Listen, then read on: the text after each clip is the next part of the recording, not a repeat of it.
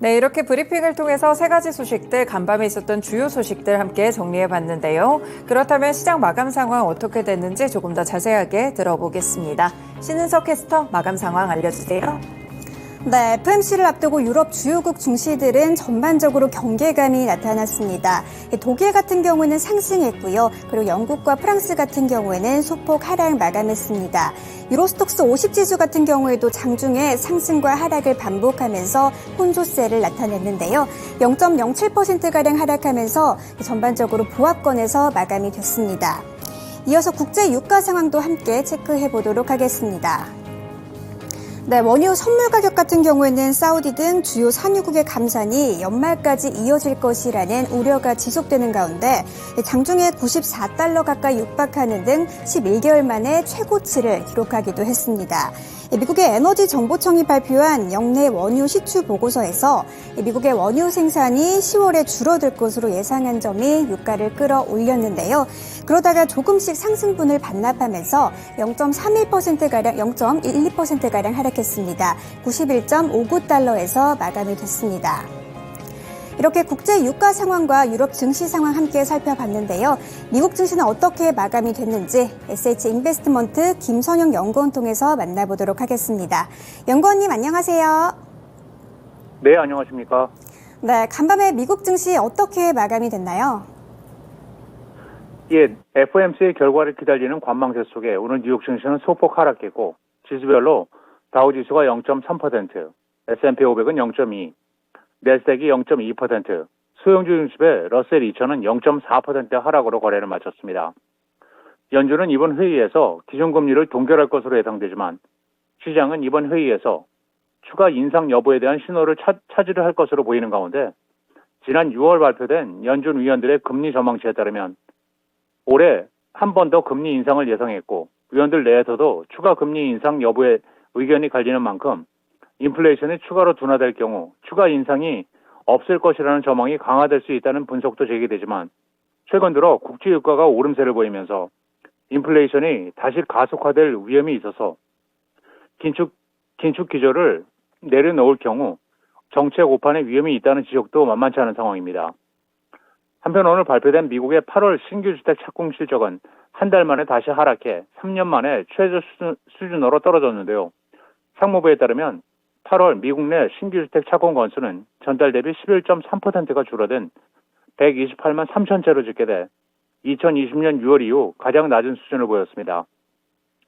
오늘 특징 종목들을 보면 회사 측의 긍정적인 실적 전망으로 사진 공유 SNS 업체인 핀트레스트가 3.4% 상승했던 반면 증권사 TD 코엔이 중국 시장의 우려를 이유로 투자 의견을 매수해서 시장 비중으로 낮춘 데 따라 스타벅스 커피는 1.5% 하락했으며 업종별로는 건설과 헬스케어가 강보합권에서 마감한 반면 그 외 대부분이 하락했고 벤치마크의 10년 만기 국채금리는 전일 대비 상승한 4.365%, 달러 인덱스는 0.05%의 하락으로 거래를 마쳤습니다. 지난주 반도체 업체 암홀딩스가 상장 첫날 25% 상승한 데 이어 오늘 나스닥에 상장한 샌프란시스코 기반의 식료품 배달업체 인스타카드 역시 상장 첫날 오늘 12.3%가 급등한 33달러 70센트의 거래를 마쳤습니다. 인스타카트는 공모가 주당 30달러로 대비했고 상장하자마자 장중 한때 42달러까지 치솟기도 했는데요. 주당 30달러 기준으로 기업 가치는 약 100억 달러로 평가되고 있는 가운데 인스타카드는 비상장 시절이던 지난 2021년 한때 민간에서 약 390억 달러의 가치를 평가받기도 했으며 발행 주식 가운데 약 8%만이 상장됐으며 매각된 주식 중 36%는 기존 주주들로부터 나온 것으로 알려지고 있습니다. 인스타카트는 지난 2012년에 설립됐고 대형 할인 소매점인 크로코와 코스코를 포함한 다양한 소매업체들에게 식료품을 배달하고 있으며 2021년 초에 소비자들이 팬데믹 때문에 배송 주문이 늘어나자 세콰이어 캐피탈과 앤드레슨 호로이스 같은 벤처 투자자들은 물론 대형 자산 운용사인 피델리티와 티로 프라이스로부터 대규모의 자금을 조달한 바 있었습니다. 내년도 전 세계 경제 성장 속도가 당초 예상보다 둔화될 것이라고 경제협력개발기구인 OECD가 전망하고 있습니다. OECD는 중간 경제 전망 보고서를 통해 2024년 세계 경제 성장률 전망치를 지난 6월보다 0.2%포인트 내린 2.7%로 예상했는데요. 이것은 지난번에 예상치였던 3%보다 낮은 수치입니다. OECD는 올해와 내년 글로벌 GDP 성장률은 인플레이션 억제를 위한 거시경제 정책의 긴축으로 인해 낮은 수준을 유지할 것으로 예상된다며 세계 경제의 양대 축인 미국과 중국의 경제 성장 속도가 올해보다 내년에 더 둔화될 것이라면서 미국의 경우에는 긴축 재정으로 수요가 줄어들면서 올해 2.2%에서 내년에는 1.3%로 성장 속도가 느려질 것이며 중국 역시 위드 코로나 이후 경제활동 재개에 힘입어 올해 경제 성장률은 지난해 3%보다 소폭 상승한 5.1%로 전망되지만 내년에는 내수 침체와 부동산 경기 위축 탓에 다시 4.6%로 하락할 것으로 예상했고 한국의 경우 지난 6월에 발표한 대로 올해 성장률은 1.5%, 내년에는 0.6%포인트가 상승한 2.1%로 전망했는데요. 반면 일본은 임금 상승률 개선과 서비스 수출 호조에 힘입어 올해에는 1.8%, 내년에는 1%로 성장 속도가 다시 둔화될 것으로 예상하고 있습니다. 향후 10년간 공헌과 체험, 제품 부분에 대한 투자액을 대폭 늘릴 계획이라고 밝힌 다우지수 구성 종목 월트 디즈니의 주가가 오늘 3.6%가 하락해 81달러 96센트의 거래를 마쳤습니다. 월트 디즈니는 증권거래위원회에 제출한 서류를 통해 디즈니 공헌 및 체험과 제품 등 DP, EP 부문과 크루즈 노선에 대한 투자를 향후 10년간 약 600억 달러 늘릴 계획이라고 공시했는데요. 디즈니의 DP, EP 부문은 2022년 약 287억 달러의 매출을 창출했고 지난 11개월 동안 해당 부분의 매출이 323억 달러라고 밝혔으며 디즈니의 테마파크는 전통적인 회사의 수익원이었지만 최근 플로리다에 있는 디즈니 월드의 방문객과 호텔 객실 판매가 둔화된 것으로 집계된 반면 국제 디즈니랜드 부분이 호조를 보여 3분기 중 매출이 약 13%가 증가한 것으로 나타나고 있습니다. 마지막으로 내일은 전미모기지은행협회 주간 모기지 신청 건수, 에너지청의 주간 원유 재고, 그리고 FOMC의 금리 결정과 성명서가 발표될 예정이며 페덱스 코프, 제너럴 밀스 잉크, 그리고 KB홈이 지난 분기 실적을 발표합니다. 네, 이렇게 주요 일정까지 함께 만나봤습니다. 지금까지 뉴욕 증시 마감 상황이었고요. 전거래 우리 시장은 어떻게 마감이 됐는지 우리 시장도 함께 살펴보도록 하겠습니다. 일단 코스피 시장부터 살펴보도록 하겠습니다. 전거래일 코스피 지수는 외국인과 기관이 동반으로 매도하면서 2거래일 연속으로 하락 마감했는데요.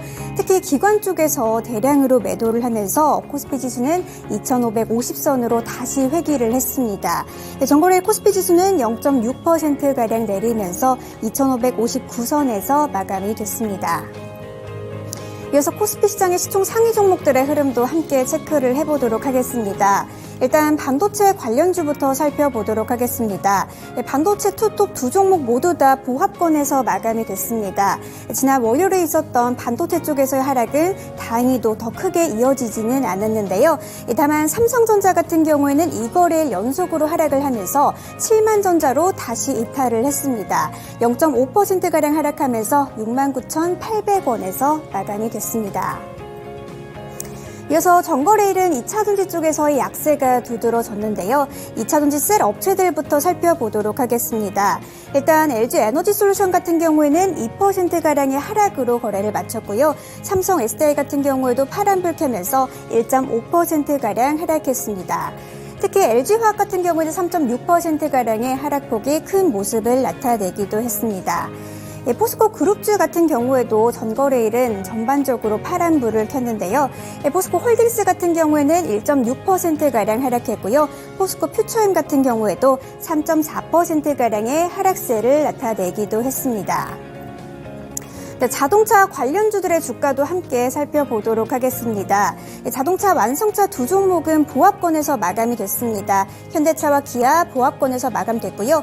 부품주로 알려진 현대모비스 같은 경우에는 0.8%가량의 소폭의 오름세가 나타나기도 했습니다. 제약 바이오 쪽에서는 일부 종목들이 빨간불을 켜기도 했는데요.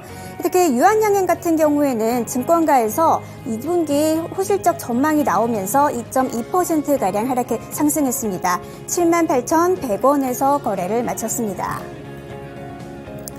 이어서 보험 관련주들 최근 배당 매력도로 부각을 받고 있는 쪽이죠. 보험 관련주들도 전반적으로 빨간불을 켜냈고요.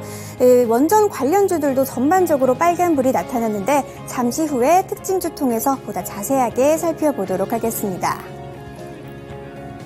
이어서 코스닥 시장으로 넘어가 보도록 하겠습니다. 코스닥 시장 같은 경우도 전거래일 하락했습니다. 코스닥 지수는 3거래일 연속으로 하락세를 기록을 했는데요. 코스닥 시장 같은 경우에는 0.8%가량 내리면서 883선에서 거래를 마쳤습니다. 시총 상위 종목들의 흐름도 함께 살펴보도록 하시죠.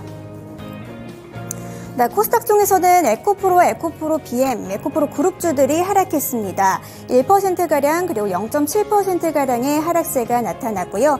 반도체 쪽에서는 빨간불을 켠 종목들이 일부 있었습니다. 특히 기판 관련주 신텍 같은 경우에는 증권가에서 3분기에 흑자로 전환할 것이다 라는 전망이 나오면서 0.1%가량, 0.3%가량의 상승이 나타났고요. 38,250원에서 마감이 됐습니다. 이어서 제약 바이오 쪽에서도 일부 종목들은 빨간불을 켜내기도 했는데요. 최근 주목을 받고 있는 알테오젠 어제도 상승 마감했습니다. 9%가량 상승 마감했는데요. 마일스톤을 수령할 가능성이 높아진다라는 긍정적인 전망이 나오면서 최근 시장에서 주가는 견조한 흐름 이어나가고 있습니다. 전거래일 종가는 77,100원에서 마감이 됐네요. 이어서 전거래일 통신 장비주들도 전반적으로 빨간불을 켜냈는데요. 잠시 후에 특징주 통해서 보다 자세하게 살펴보시죠. 이어서 특징주로 넘어가 보도록 하겠습니다. 전거래 원전 관련주들 전반적으로 빨간불이 나타났습니다. 원전 관련주들 함께 살펴보도록 하겠습니다. 오리기술과 비츠로테크 등의 종목들 15% 그리고 18%가량의 오름세가 나타났는데요. 한국형 원전 수출을 막으려는 미국의 웨스팅하우스발 소송이 법원에서 각하됐다고 합니다. 미국 법원은 웨스팅하우스가 제기한 지식재산권 문제에 대해서 소송 자격이 없다고 판단을 했는데요. 이에 원전 쪽에서 리스크로 작용했던 요인이 어느 정도 해소가 되면서 원전 관련주들 쪽으로 매수세가 들어왔습니다. 더불어서 원전 쪽으로는 우크라이나 재건에 관한 기대감도 있는 상황이죠. 어제 시장에서 전반적으로 오름세가 나타났고요. BHI 같은 경우에도 오랫동안 하락했던 종목인데 11%가량의 강한 상승으로 마감을 했습니다. 이어서 다음 특징주 함께 만나보도록 하시죠. 다음 특징주는 통신 장비 관련주입니다. 오랫동안 부진했던 통신 장비 관련주 쪽으로 최근 계속해서 반응이 조금씩 나타나고 있습니다. 어제 증권가에서 긍정적인 전망도 함께 내놨는데요.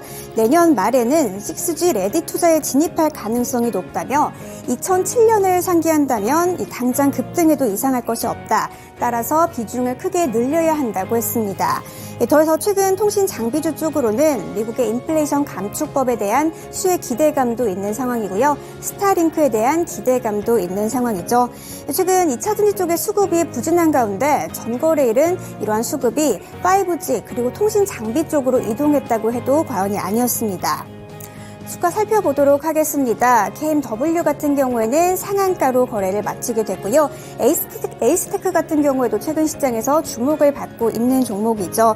미국에서 5G 안테나를 본격적으로 생산할 것이다 라는 기대감이 주가를 끌어올리고 있습니다.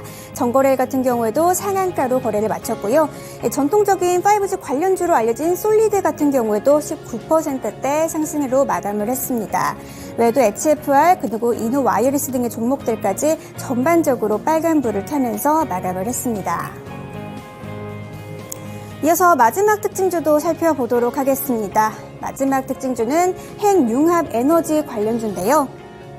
국내에서 처음으로 중입자 치료 환자가 성공하면서 어제 관련주들이 들썩였습니다. 비츠로테크 같은 경우에도 어제 시장에서 19% 가까이 오르면서 마감했고요. 초전도체 테마로 엮이면서 주가가 롤러코스터를 탔던 종목이죠. 모비스 같은 경우에도 상한가로 거래를 마쳤습니다. 전립선 암 환자가 중입자 치료를 받은 뒤에 암 조직이 제거된 것으로 나타나면서 기대감이 몰렸는데요. 이렇게 관련주들 전반적으로 강한 상승 흐름 나타났다는 점까지 함께 체크를 해보시면 좋을 것 같습니다. 이렇게 특징주까지 함께 만나봤고요. 지금까지 글로벌 마감 시황이었습니다.